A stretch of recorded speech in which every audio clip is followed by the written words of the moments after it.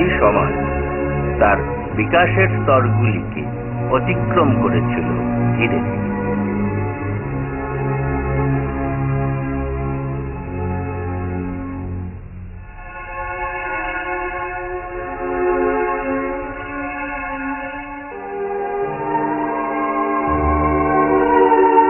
পশু শিকারী থেকে পশুপালক,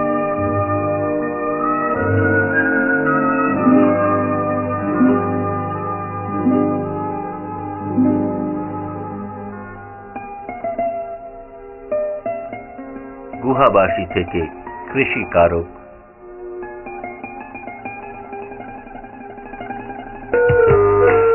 মানব সমাজের দীর্ঘ উত্তরণ প্রক্রিয়ার পাশাপাশি তার বর্ণাঢ্য সাংস্কৃতিক চালচিত্রটি বিকশিত হয়েছিল তার চারপাশের কামনা বাসনা, সুখ সম্পদ, সৌভাগ্য, স্বাস্থ্য, দীর্ঘ জীবন এইসব পার্থিবকে ঘিরে।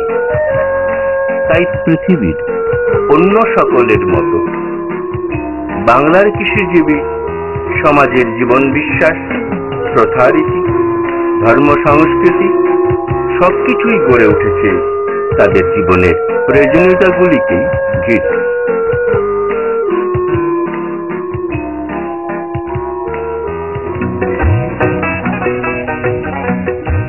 বর্ধমান জেলার প্রাচীন গ্রাম সমাজটি ছিল একান্তিক কৃষি নির্ভর। ফলে তার প্রাণ, মন, আনন্দ, উৎসব, পূজা পার্বণ সবকিছুই গড়ে উঠেছিল কৃষিকে কেন্দ্র করে। কৃষিকর্মের মধ্যেই তা ছিল নিহিত, কৃষিকর্মের মধ্যেই তা ছিল সীমিত।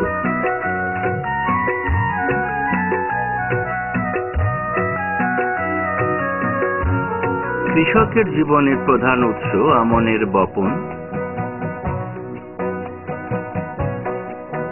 এবং তার পরিচর্যার পর তাকে ঘরে তুলে সারা বছরের খাদ্য নিরাপত্তার নিশ্চয়তার আনন্দ উৎসব নবান্ন বর্ধমান জেলার প্রাচীনতম কৃষি উৎসব।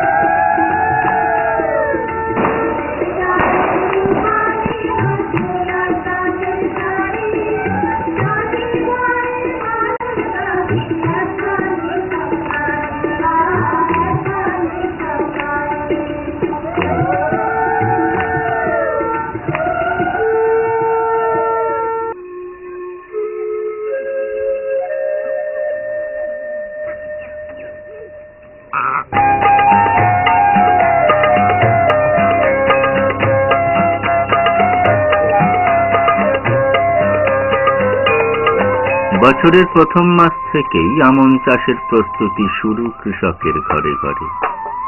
পুরনো লাঙলকে সারিয়ে তুলে কিংবা নতুন লাঙল গড়ার পাশাপাশি চাষ যন্ত্রটির টুকিটাকি সারাই গোছাইয়ে বৈশাখ পার করে জ্যৈষ্ঠের মাঝামাঝি জমি তৈরি আর বীজতলা কর্তন।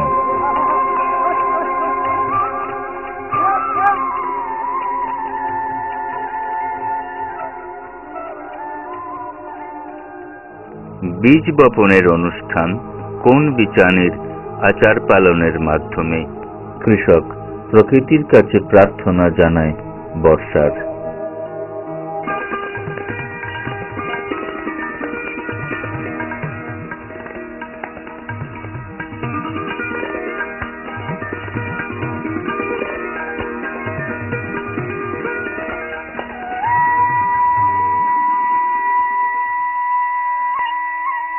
তারপর দীর্ঘ পরিচর্যা আর প্রতীক্ষার পর শরতের সোনা রোদ আর ভোরের শিশিরে আমনের ফলন শুরু, যার পূর্ণতা হেমন্তে তাই আমন হৈমন্তিক।